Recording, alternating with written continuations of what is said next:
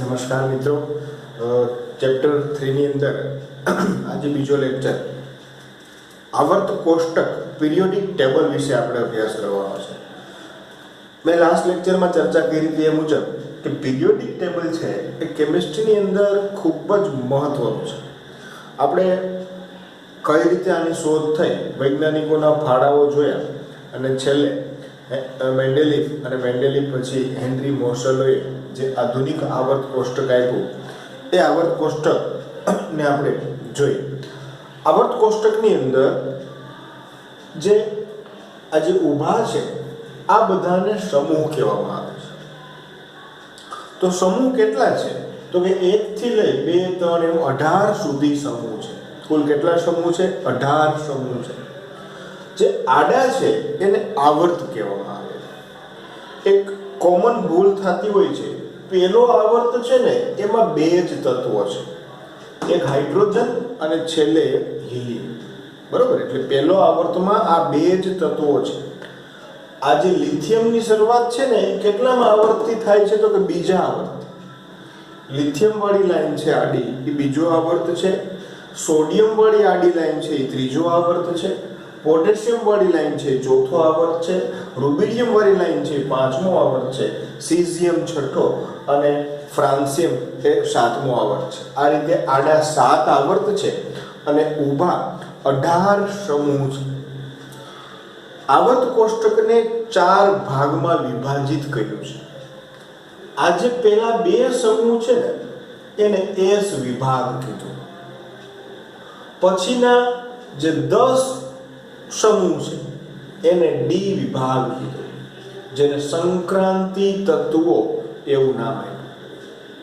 એનું કારણ કે એસ અને પી વિભાગની વચ્ચે સંક્રાંતિ થતા હોવાથી તેને સંક્રાંતિ તત્વો કીધા છે. અને છેલ્લો જે 13 થી લઈને 18 સમૂહનો જે વિભાગ છે એને આપણે પી વિભાગ કીધો છે. નીચે 2 હરોળ આપેલી છે એને એફ વિભાગ અને જેને આંતર સંક્રાંતિ તત્વો તરીકે ઓળખવામાં આવે. આંતર સંક્રાંતિ એનું કારણ કે ખરેખર આ જે છે ને, જો અહીંયા 57 પછી 58, એટલે અહીંથી 58 થી 71 આ જે 14 તત્વો છે એ સંક્રાંતિ તત્વોની વચ્ચે આવેલા છે, એટલે એને આંતર સંક્રાંતિ તત્વો કીધા છે. એ જ રીતે આ 90 અહીંયા 89 પછી 90 થી 103 સુધીના તત્વો એ ખરેખર અહીંયા પણ આજે આવર્ત કોષ્ટકનું જે એલાઇનમેન્ટ વિખાઈ ન જાય એટલા માટે એને ક્યાં નીચેની લાઈનમાં છે એ દર્શાવેલા છે. એફ વિભાગના તત્વો 2 શ્રેણી છે, લેન્થેનોઇડ શ્રેણી અને એક્ટિનોઇડ શ્રેણી. ફરીથી આવર્ત કોષ્ટકને કેટલા વિભાગમાં વિભાજિત કર્યું છે? 4.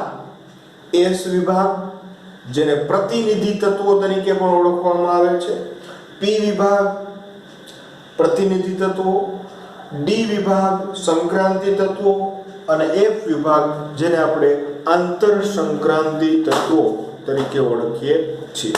આ રીતે 4 વિભાગમાં વિભાજિત કરેલું છે આવર્ત કોષ્ટક. આજે આપણે આ 3 વિભાગ છે ને એને યાદ રાખી લેવા છે. એકદમ સિમ્પલ ટ્રીકથી હું તમને યાદ રખાવું. તમે અડધી કલાકની અંદર આ આટલા તત્વો છે એ યાદ રાખી શકો. હવે આને ક્રમ આપેલા છે. પહેલા તો મેં આમાં શું દર્શાવ્યું છે એના વિશે વાત કરી દઉં. પેલું જો અહીંયા છે ને એનો ક્રમ છે, હંમેશા આ બાજુના ખૂણામાં જે દર્શાવ્યો એનો ક્રમ છે અને આ એની સંજ્ઞા છે અને નીચે એનું નામ છે. પછી આ એક હજી એની વાત કરું તો ક્રમ, સંજ્ઞા, નામ અને આ જે ભાગ છે ત્યાં મેં એનું નિકનેમ રાખ્યું છે. યાદ રાખવા માટેનું એક નામ લખ્યું છે. એ તમારે ક્યાંય પરીક્ષામાં કે એમાં લખવાનું નથી, જસ્ટ તમારે યાદ રાખવા માટેનું મેં ટૂંકા ફોર્મ બનાવેલા છે એ રેખા છે. ઓકે, હવે આ પહેલો ક્રમ હાઇડ્રોજન, બીજો ત્યાં હિલિયમ છે, હવે ત્રીજો લિથિયમ અને ચોથો બેરિલિયમ. લિથિયમ વાળો જે સમૂહ છે એને આપણે પહેલો સમૂહ કહીએ, બેરિલિયમ વાળા સમૂહને આપણે બીજો સમૂહ કહીએ છીએ. સૌથી પહેલા આપણે લિથિયમ વાળા સમૂહને યાદ રાખીએ. લાસ્ટ લેક્ચરમાં આપણે ચર્ચા કરી હતી કે ભાઈ પહેલો આવર્ત છે ને એમાં 2 જ તત્વો છે, બીજા આવર્તની અંદર 8 તત્વો છે, ત્રીજામાં 8 છે, ચોથામાં 18 છે, પાંચમામાં 18 છે, છઠ્ઠામાં 32 તત્વો છે અને સાતમામાં 32 હોવા જોઈએ, પણ અમુકની શોધ નથી થઈ એટલે અધૂરો છે. ઓકે, તો હવે આ લિથિયમ એમાં તમે 8 ઉમેરો એટલે 11 થાય. 11 ને 8 19 અને પાછા આમાં 18 ઉમેરવા પડે એટલે 37. આમાં પાછા 18 ઉમેરવા પડે એટલે 55. 55 માં પાછા 32 ઉમેરવા પડે એટલે 87.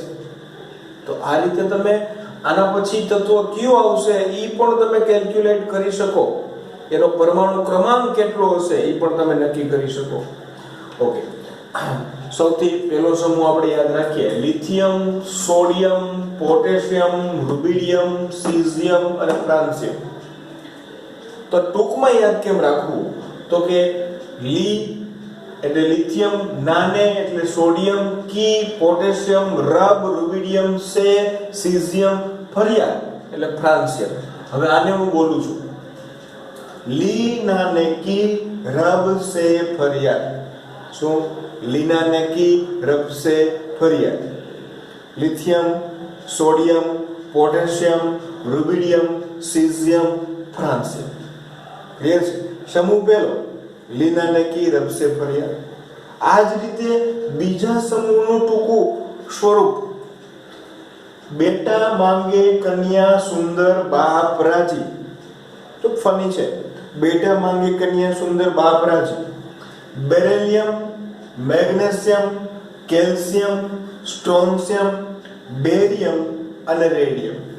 બેટા માંગે કન્યા સુંદર બાપ રાજી. આનો જે ક્રમ છે એ આના કરતા એક વધારે છે. 3 તો 4, 11, 12, 19, 20, 38, 36, 56, 87, 88. બરાબર? તો આપણને પહેલા સમૂહનો જો ક્રમ ખબર હોય તો એની બાજુનો ક્રમ છે આરામથી આપણે લખી શકીએ. બે સમૂહો ફરીથી એક વખત કહું, લીના ને કી રબ સે ફરિયાદ અને બેટા માંગી કન્યા સુંદર બાપ રાજી. Lithium, sodium, potassium, rubidium, caesium ને ફ્રાન્સિયમ. એ જ રીતે બેરિલિયમ, મેગ્નેશિયમ, કેલ્શિયમ, સ્ટ્રોન્શિયમ, બેરિયમ અને રેડિયમ. જો ઘણી વખત પરીક્ષામાં એવા પ્રશ્નો પૂછાય છે કે 20મા નંબરનું તત્વ આવર્ત કોષ્ટકમાં કયા વિભાગમાં આવેલું છે, તો તમે તરત આન્સર આપી શકવા જોઈએ. તમને ખબર હોય કે ભાઈ પહેલો ક્રમ 3, 11, 19 નંબર છે ઈ એસ વિભાગમાં છે, તો એસ વિભાગમાં કેટલા સમૂહ હોય? 2 સમૂહ હોય. 19 ની બાજુનું તરતનો જે સમૂહ છે ઈ એસ વિભાગમાં જ હોવો જોઈએ, એટલે ઈ તત્વ એસ વિભાગમાં હોય. ક્યારેક એવું પૂછે કે 20મા નંબરના તત્વ કયું છે અને એની ઇલેક્ટ્રોન રચના લખો, તો આપણને ખબર પડી જાય કે 19મા નંબરનું કેટલામું આવર્ત? ચોથો આવર્ત છે અને એના પછીનું તરત તત્વ કેલ્શિયમ છે. હવે આપણે કોર ઇલેક્ટ્રોન રચના ભણી ગયા છીએ કે ભાઈ 18 નંબરનું પેકેજ એટલે આર્ગોન, ચોથો આવર્ત એટલે 4 અને એસ વિભાગ એટલે 4s. તો 4s અને 20મા નંબરનું તત્વ એટલે 4s2 કે જેની ઇલેક્ટ્રોન રચના થશે 4s2, જે એની ઇલેક્ટ્રોન રચના છે. તો આ રીતે આપણે તત્વોની ઇલેક્ટ્રોન રચના પણ આવર્ત કોષ્ટક ઉપરથી કહી શકીએ. આવર્ત કોષ્ટક ઉપરથી ઘણી બધી માહિતી છે એ આપી શકીએ. એસ વિભાગના તત્વો છે ને એ બધા ધાતુ તત્વો છે. કેવા છે? ધાતુ તત્વો છે. તો આપણને એ પણ ખબર પડી જાય કે 20 નંબરનું તત્વ છે એ એસ વિભાગમાં આવે છે એટલે ધાતુ તત્વ જ હોવું જોઈએ. ઓકે, હવે આપણે જશું પી વિભાગનો અભ્યાસ કરશું. પી વિભાગના તત્વો. એસ વિભાગ ક્લિયર થઈ ગયો. કેટલા સમૂહ છે? પહેલો અને બીજો 2 સમૂહ છે. મેં બધાની સંઘના નામ તમને કીધા. હવે પી વિભાગમાં જશું.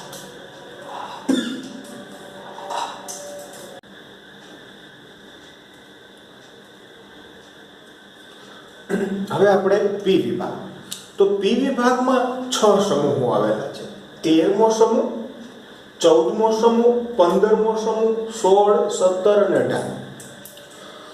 આને આ જે પહેલા તત્વો છે ને એના ઉપરથી પણ ઓળખવામાં આવે. બોરોન સમૂહ પણ કહેવામાં આવે, કાર્બન સમૂહ કહેવામાં આવે, નાઇટ્રોજન સમૂહ કહેવામાં આવે. આ જે છે ને ઓક્સિજન સમૂહ અને ચાલ્કોજન સમૂહ પણ કહેવાય. ફ્લોરિન વાળો સમૂહ હેલોજન સમૂહ કહેવાય.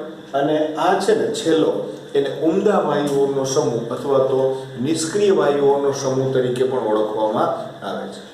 મેં પહેલા એસ વિભાગમાં જેમ વાત કરી કે બધાય ધાતુ તત્વો છે, એમ અહીંયા છે ને ખીચડી છે. ખીચડી એટલા માટે કે આની અંદર ધાતુ તત્વો પણ છે, વચ્ચે વચ્ચે અર્ધ ધાતુ તત્વો પણ છે અને અધાતુ તત્વો પણ છે. આખા આવર્ત કોષ્ટકમાં ધાતુ તત્વો ન હોય ને એવા માત્ર 18 તત્વો જ છે. બાકીના બધા જ છે કેવા છે? ધાતુ તત્વો છે.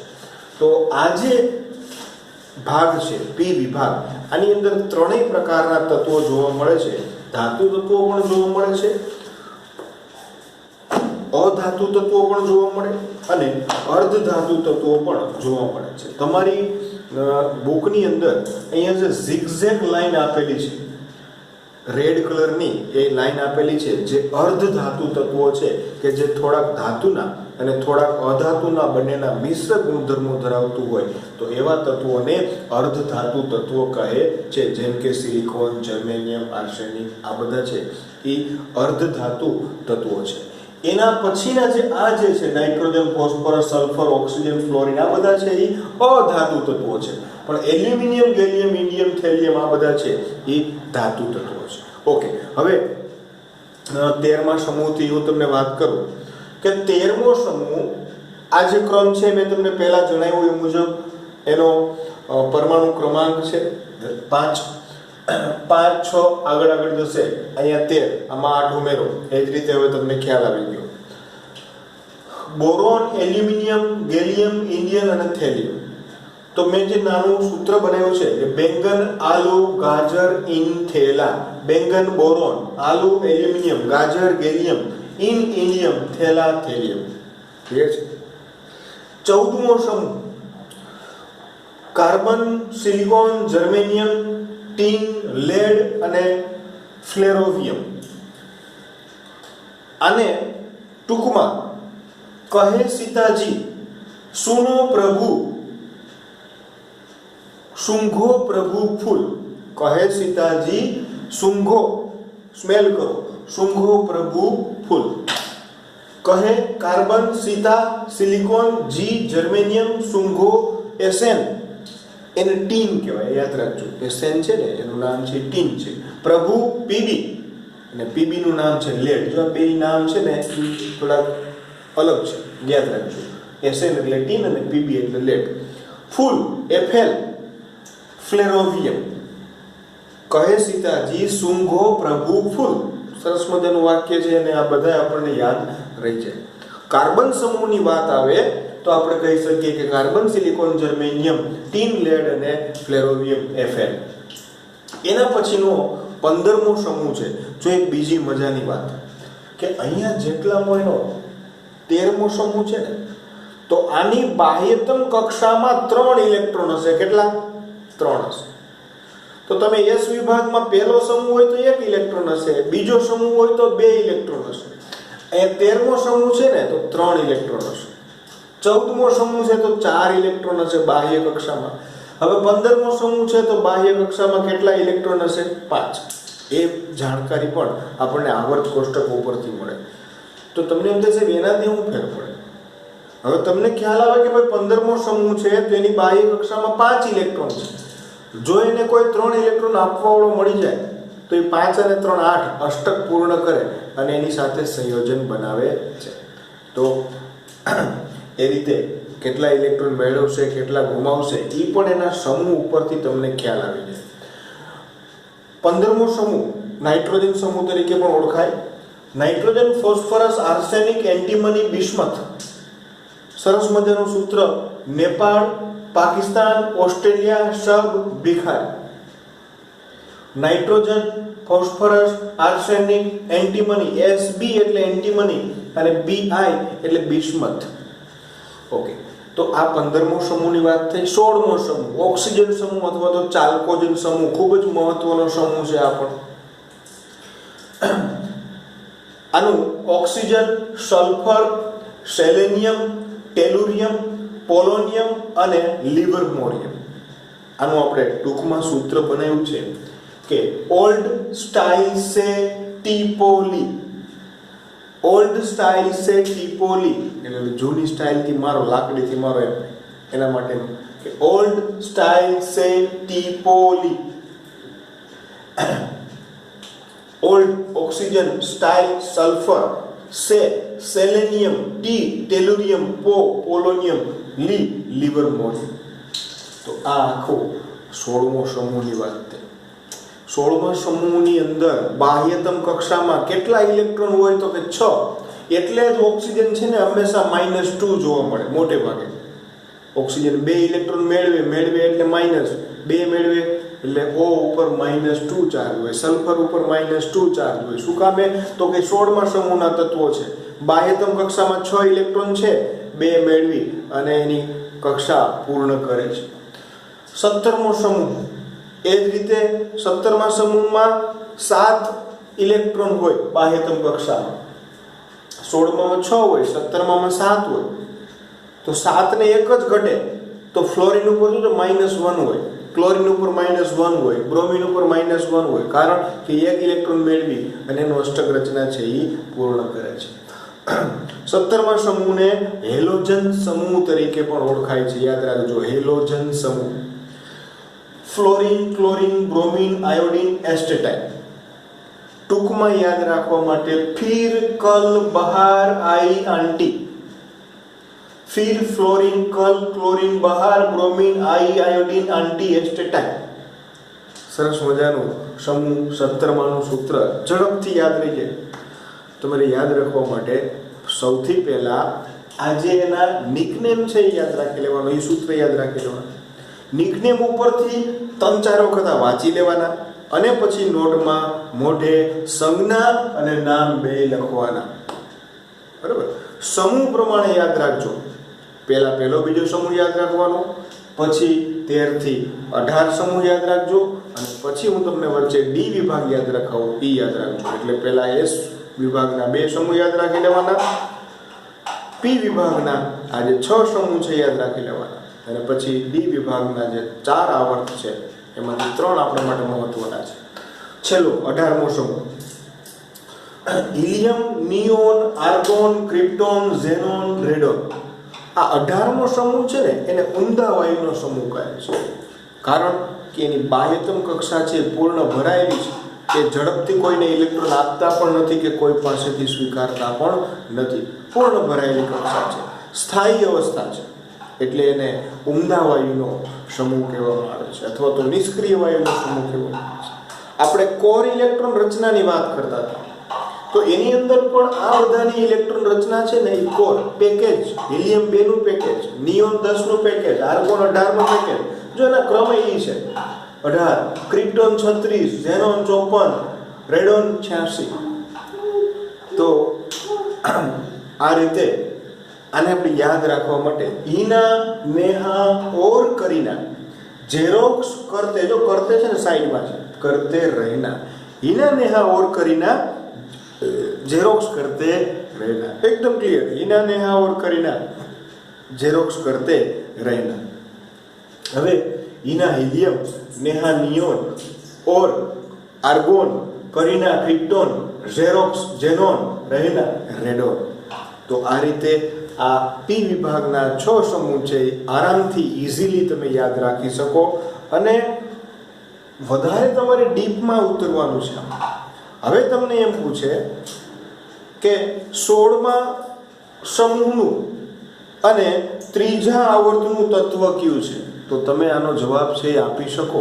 16મો સમૂહ, ત્રીજો આવર્ત એટલે પહેલો તો 2 જ છે, કાઢી નાખવાના, બીજો અને ત્રીજો એટલે સલ્ફર છે. એની ઇલેક્ટ્રોન રચના પૂછે તો પણ તમે લખી શકો સલ્ફરની ઇલેક્ટ્રોન રચના, એટલે અહીંયા નિયોન છે. નિયોન પછી તો કે આ ત્રીજો એટલે 3s2 અને આની 3p, ચોથો છે એટલે 3p4 આયની ઇલેક્ટ્રોન રચના થશે. તો આ રીતે તમને કોઈ પણ પ્રશ્ન પૂછવામાં આવે તો જો આ કોષ્ટક તમને મગજમાં હોય તો તમે એનો ઉત્તર છે એ આરામથી આપી શકો. હવે આપણે છેલ્લું ડી વિભાગ વિશે વાત કરવાની.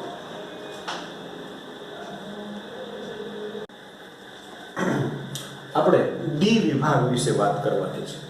ડી વિભાગને મેં પહેલા ચર્ચા કરી કે સંક્રાંતિ તત્વો તરીકે ઓળખવામાં આવે છે, કારણ કે એસ અને પી ની વચ્ચે આવેલા છે એટલા માટે એને સંક્રાંતિ તત્વો કીધા.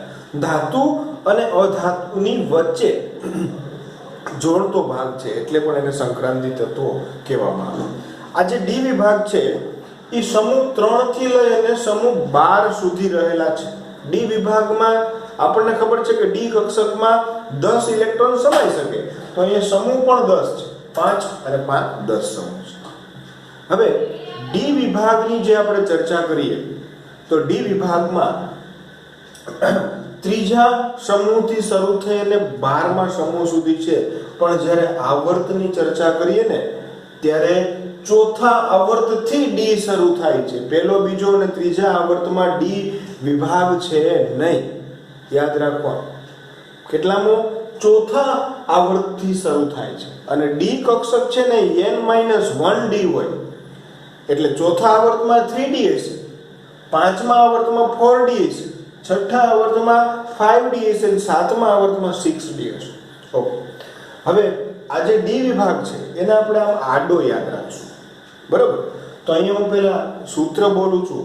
એસટી વડોદરા કેન્દ્રમાં ફેકો નિકો ઝી, ફેકો નિકો જીકો. Sc scandium, Ti titanium, V vanadium, Cr chromium, Mn manganese, Fe iron, Co cobalt, Ni nickel, Cu copper અને ઝેડએન ઝિંક.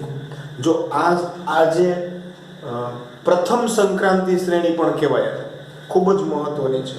આપણે સંકીર્ણ સંયોજનો ચેપ્ટર આવશે એની અંદર આ બધા જ તત્વોની ઇલેક્ટ્રોન રચનાઓ પણ આપણે યાદ રાખવી પડશે, જોવી જોશે. તો સૌથી પહેલા આના ક્રમ આપણને યાદ હોય ને તો બીજું બધું સરળતાથી આપણે કહી શકીએ. 21 થી શરૂ થાય છે, બરોબર છે? 24 નંબર ક્રોમિયમ છે, 25 નંબર મેંગેનીઝ છે, 26 આયર્ન, 27 કોબાલ્ટ, 28 નિકલ, કોપર અને ઝિંક. 21 થી 30 સુધી છે. એસટી વડોદરા કેન્દ્રમાં ફેકો નિકો જીકો, બરોબર? છેલ્લે કોઝી અથવા ઝીકો તમે પણ એને રાખી શકો, સરખું યાદ રહેવામાં. એસટી વડોદરા કેન્દ્રમાં ફેકો નિકો જીકો. ક્લિયર છે? ઓકે. એના પછી દ્વિતીય સંક્રાંતિ શ્રેણી. આ કેટલામો આવર્ત થશે? 5મો. વાય, જો પહેલા હું સૂત્ર કહી દઉં, યારી જરા નિભા કે મોત તક રૂક, રાહ में પડી આગ में કૂદ. રસ્તામાં જે કઈ આગ આમાં પડી છે એને કૂદ, એવું સૂત્ર બનાવ્યું છે આપણે કે યારી જરા નિભા કે મોત તક રૂક, રાહ में પડી આગ में કૂદ. Y yttrium, Zr, zirconium, Nb niobium, Mo molybdenum, Tc technetium, Ru ruthenium, Rh rhodium, Pd palladium, Ag silver, Cd cadmium. તો આ રીતે આ દ્વિતીય સંક્રાંતિ શ્રેણીની વાત કરીએ. હવે તૃતીય સંક્રાંતિ શ્રેણી, આની અંદર 57 નંબર એ ડી વિભાગમાં છે, 58 નંબર પાછો એફ વિભાગમાં છે, 58 થી 71, 72 નંબર પાછો ડી વિભાગમાં છે. એટલે આની અંદર સૂત્ર બનાવ્યું છે લા હફતા, હફતો, હપ્તા વસૂલી કરતા હોય ને એના વિશેની વાત છે કે લા હફતા. પણ યાદ રાખજો, હફ અને તા અલગ છે. લા હફતા વસૂલ રે ઉધર इधर पिटाई और होगी. ला हफ्ता वसूल रे उधर इधर पिटाई और होगी. बोला આપણે પિક્ચર જોઈએ ને, હપ્તા વસૂલી કરતા હોય, મારામારી કરતા હોય, હા, તો એના ઉપરથી આ સૂત્ર બનાવ્યું કે લા હપ્તા વસૂલ રે ઉધર ઇધર પિટાઈ ઓર હોગી. La lanthanum, Hf hafnium, Ta tantalum, W tungsten, Re rhenium, Os osmium, Ir iridium, Pt platinum, Au gold aurum પણ કહેવાય એને, Hg મર્ક્યુરી. તો આ હતી તૃતીય સંક્રાંતિ શ્રેણી.